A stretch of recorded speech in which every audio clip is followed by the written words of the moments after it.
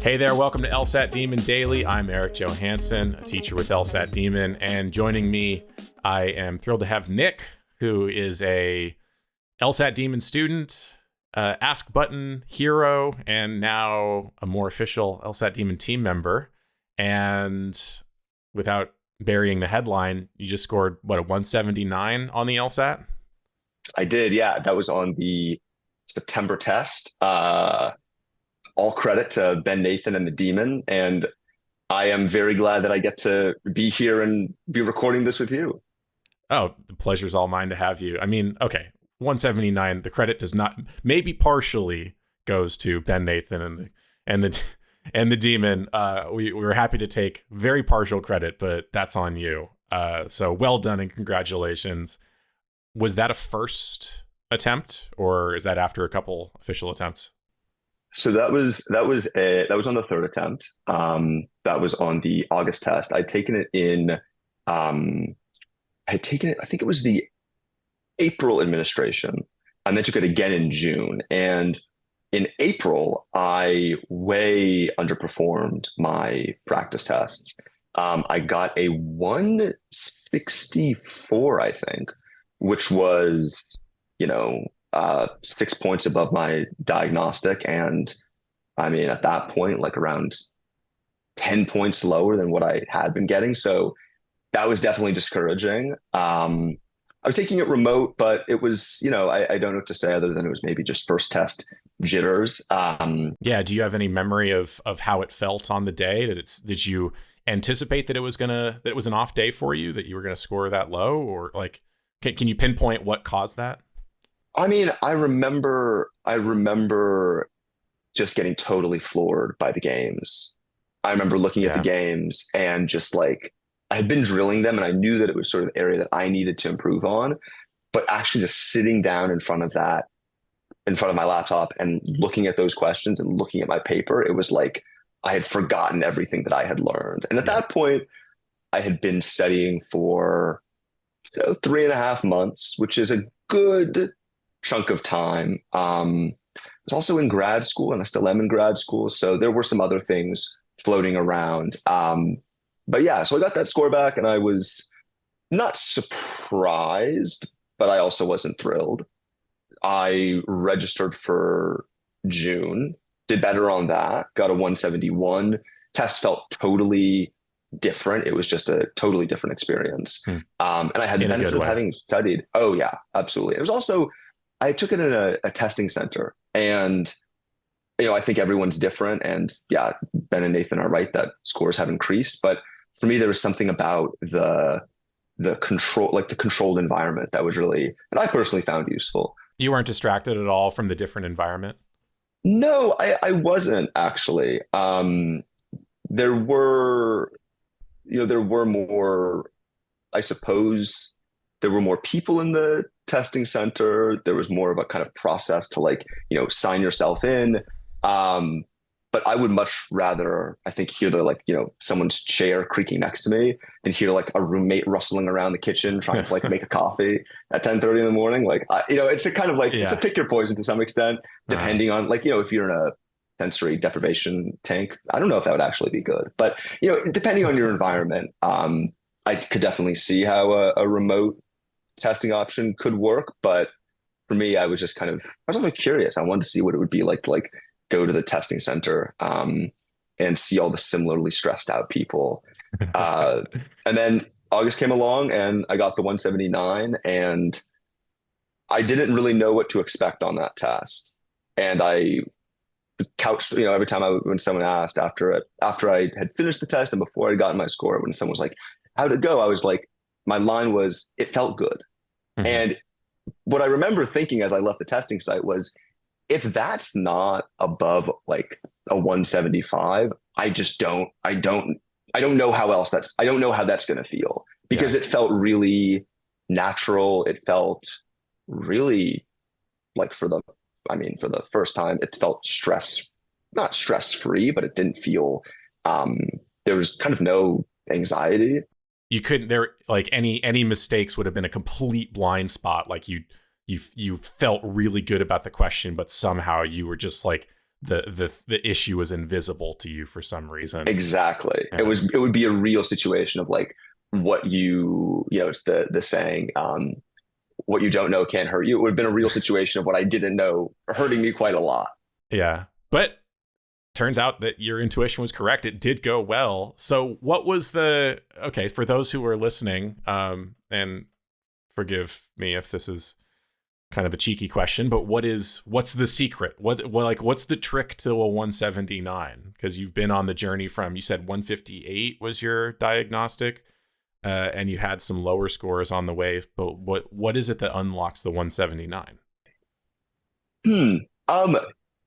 I think what unlocked the 179, which is, it's a little cheeky, but I think it's a good question. It's definitely a good question. I think it was, I think the answer to it is actually an anecdote that I've kind of warmed up for this, because I've been thinking a lot about that. Like, what is it, about my experience with the Demon experience, taking the LSAT, that's useful for other people to hear? Because, look, I was myself still kind of am really shocked by the 179. I'm still like, it wasn't like I was like, oh, naturally, of course. And so the anecdote is the first time that I really slowed down on the LSAT. I've been doing pretty well on LR, minus, one sometimes, more commonly kind of getting 2 or 3 questions wrong. But sometimes I would get like 5 or 6. I would sometimes really bomb an LR section, and it was utterly confusing to me. I was pretty comfortable with the questions. I felt like I understood them relatively well, but I would sometimes miss like the 4th question, and I would go and I would review it, and it was a level 1 or a level 2 question. And so I finally decided that I should take the Demon's advice very seriously and really not move past a question in a section until I understood it, until I was like, I would bet serious money on this answer. And the first time that I tried that, it was excruciating. Like I had moved through questions with some speed, and slowing down and like even doing the most basic questions and realizing that I was not sure of my answer, that I really that on one level I felt like I knew what I was talking about and I knew what I was doing, but on a much deeper level, I actually was totally kind of lost. Mm-hmm. I remember that section. I think I got through 17 questions, so like 25. So I had missed 8 questions, but of the ones that I attempted, I got every single one right. And were you used to finishing sections? Used to finishing sections, used to having some time left over, and then, going back through my flagged questions and kind of scratching my head. But that experience of really slowing down and taking the time to understand everything that I was reading and predicting the answer ahead of time, not diving into answer choices, it made such a difference. And so I did see a temporary score drop that picked up in my practice tests. It picked up in my drilling speed. It obviously picked up in my time sections. But I sort of just, what I was doing before wasn't really working. And so I thought, well, I have these lovely people that I spend a lot of time listening to, and I spend a lot of time engaging with their content. And they tell me, every single episode of the podcast, I feel like Ben and Nathan are saying, slow down, don't rush through the test. And I think after, at a certain point, I was just like, that I should probably at least try that, right? Like, it would be silly to be an LSAT Demon student and not attempt that. And that really made all the difference. That slowing down, you realize that the test is very predictable. It is consistent in a lot of ways.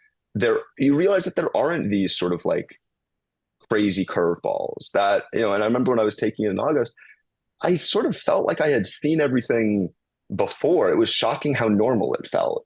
It didn't feel like the LSAT. It just felt like I was sitting down and doing a practice test. And so I think that is really, to me, that was the key, was just taking your time and really, really being patient. The other thing that I think was useful for me, even though logic games were my worst section, there's a very important lesson. So I'm almost sad that they're gone in a way, because I think what the logic games teach you is that there is actually one beautiful, amazing answer on every single question. And there are 4 terrible answers that make zero sense. Yeah, conclusively And wrong. conclusively wrong as saying 2 + 2 = 5, as wrong Yeah. as, the wrong answer on a logic game. And so newer students won't get to appreciate that, which is fine. I think the test is it's still possible to realize that. But Yeah. logic games, in some sense, sort of like showed me maybe the inner workings of the test. And so taking that frame and then applying it to LR and RC made everything so much easier, because I wasn't just like, oh, it's like subjective. No, the test makers have a very specific way that they understand every word that they write. They're very consistent. And if you can kind of figure out what they mean when they say some, many, most, all, when you can figure out how an if-then statement works, it's no different than nailing a successful diagram on logic games, I think.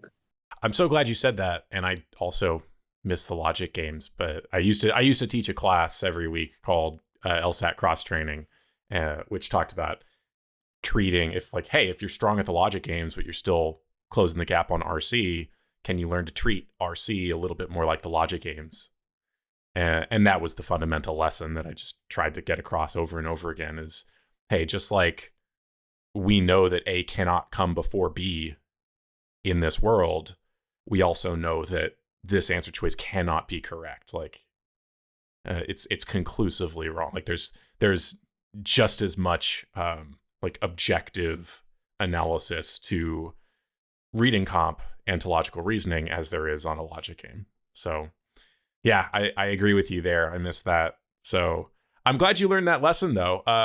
What I wanted to go back to, because I thought it was really remarkable how you realized you needed to slow down. You, maybe for the first time ever, did not finish a section. You only finished 17, but you were perfect on those 17. Now, that actually might have been a lower score than you were used to, but you didn't panic. I think you could walk away from that thinking, oh, my score went down, therefore this approach doesn't work. But you didn't do that. You felt that was something to build on. Talk to me about how that approach of slowing down and of focusing on accuracy, how did that over time translate into more speed? Because eventually you got back to the place where you were finishing sections, right? So how did accuracy become speed over time? Yeah, I mean, there's a quote that I remember from the podcast, and I mean, this is like secondhand quoting is dangerous business. I believe it was from a great, especially from a jazz journalist. Pianist. Yeah. But hey, I mean, neither of us are on the record.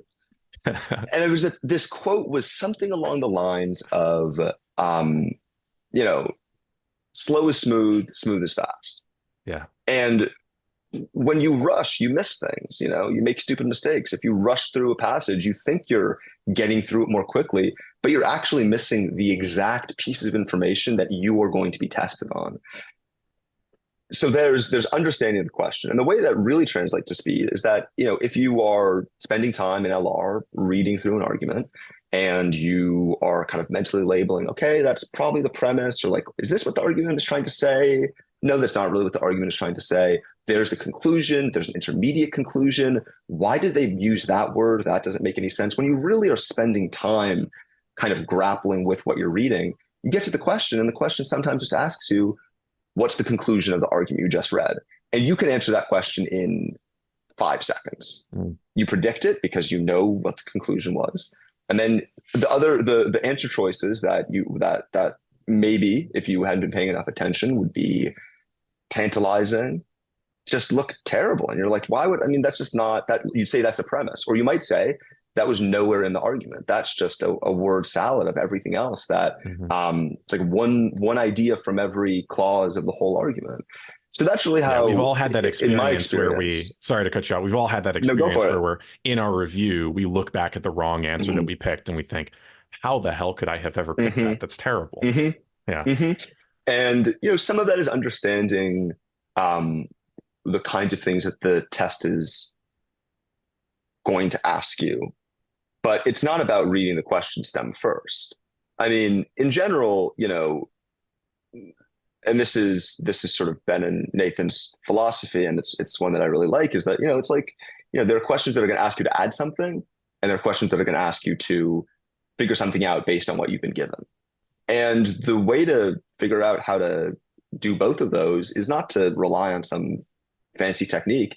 It's just to read everything really, really, really carefully, and then take a beat and think, does that line up? Does that make sense? And almost always it doesn't. And if you spend enough time, because I really think it's just a time game, you spend enough time engaging with the material that the test is putting out there, you'll quickly see that these arguments are just so stupid. They just are they're like so silly, like on their face. And I remember it's fun going back to really early tests and being like, I just didn't, it's not that I misunderstood something. It's that there was not even the possibility of understanding. So yeah, I think that's sort of in broad strokes, how you kind of get from that accuracy approach to speed, because it just makes the test easy. Taking your time and slowing down takes it from this like rigorous, demanding thing to something that is really just kind of like, a fun little series of games, which is how I sort of see it now. And that's why the Ask Button is frankly so fun, because there's no, like the questions sort of just, I read them and they click. Yeah, talk to me about your Ask Button work, because you started as an Ask Button hero, I guess, while you were still studying. Did that help with your own LSAT prep? I mean, absolutely. And I confess that I'm an avid listener of not only the weekly podcast but the daily. And I remember that I think Reggie said exactly what I'm going to say, which is, you will sometimes get, and still, I mean, I'll be honest, it still happens sometimes, but oftentimes, especially at the beginning, I would get a question and I would sort of say like, oh, like, well, what are you talking about? Like, that's pretty obvious now. And then I would go back and I would check out the question, and I would actually realize that it was actually me who had misunderstood the argument, or who had misunderstood the question type. But the student was actually asking this really complex, interesting, deep question that hadn't even crossed my mind. And so very quickly, I started to realize that the Ask Button wasn't just a way to, collaborate with the demon. It was actually a way. It was an aid to studying. And so I started counting the Ask Button stuff in my own personal count of hours studying, because it was some of the best prep that I think that I received. Yeah, I mean, if anyone has the opportunity, I strongly recommend it, because it is not like it's a huge asset to the studying process. Absolutely. And if not with the Ask Button, we talk about having study buddies, having someone who you can teach a question to, and someone who can hold you accountable. Say like, well, you explained that, but you didn't explain it very well. Can you break that down in your own words, please? Yeah, totally. I remember there was one, I was at lunch with my mom over the summer, and I was telling her about the LSAT. I was telling her about some of the work I was doing with LSAT Demon, and she was like, I want to do an LSAT question. And so I I broke out my phone and I pulled up a question, and we went over one question for 35 minutes. And so I don't think that I'm contradicting myself, because I do believe that the test is straightforward. I do believe that it makes sense. But at the same time, even in the simplest question, there's a lot of depth and there's a lot of nuance. And so, spending the time, I mean, I think if you spend 25 minutes on one question, that is probably time better spent than 25 minutes doing 25 questions. Not even probably, I'd say 100%. Yeah. Because the test is, again, it's consistent.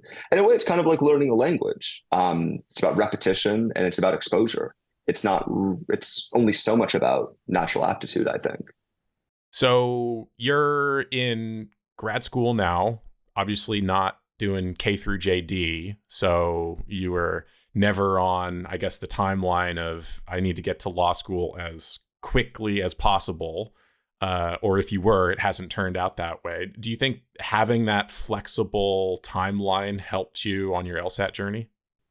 I think that it absolutely did. And the one caveat that I would offer is that at the beginning of this year, when I finally really, really decided to take the LSAT and to apply this cycle, I did have a lot of that time pressure. Mm. And at first, that provoked a fair amount of anxiety because I had this timeline in my head. I wanted to perform as best I could, not on the test that I would apply with, but on the next practice test that I was taking.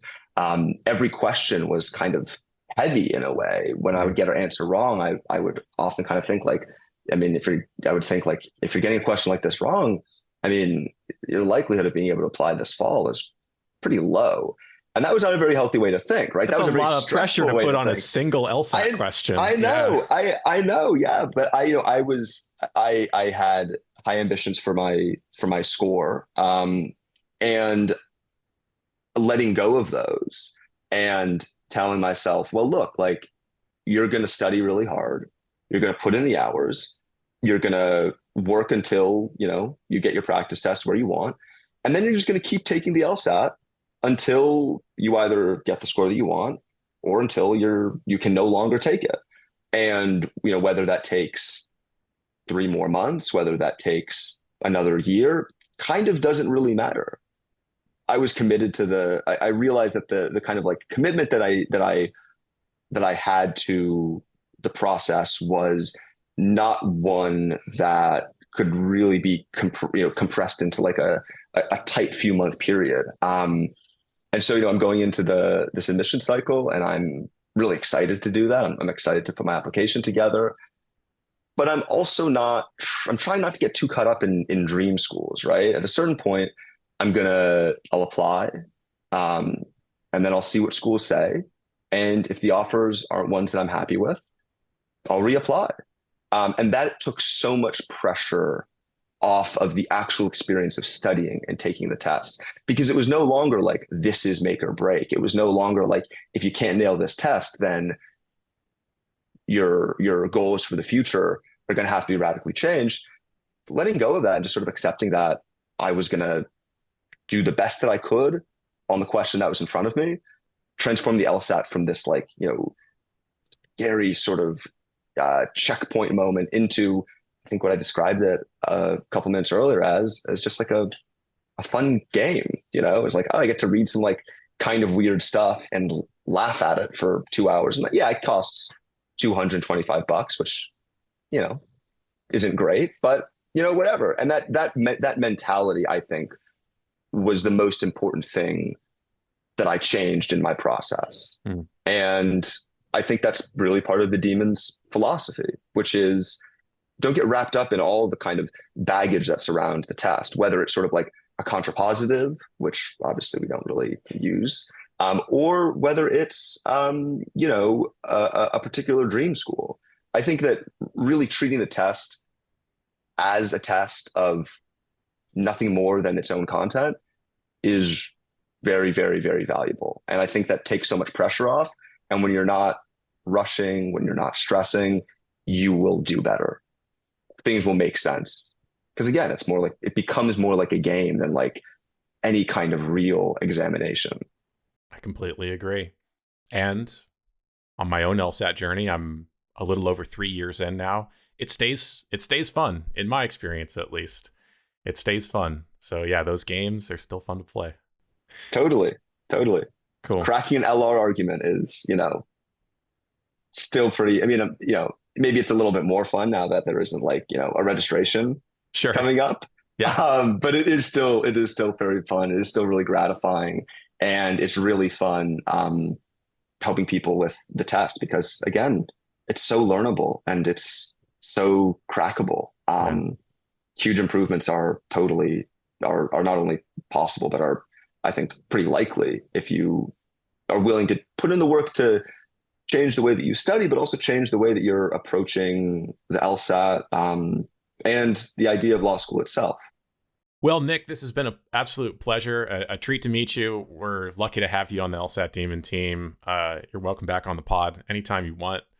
And yeah, just keep us posted on your application journey and where you end up going. I'm I'm sure. So looking forward to all that. So I will, Eric. Thank you so much for having me on. It's been really fun. email daily@lsatdemon.com if you'd like to ask us a question or share some LSAT or law school admissions news. Thanks for listening.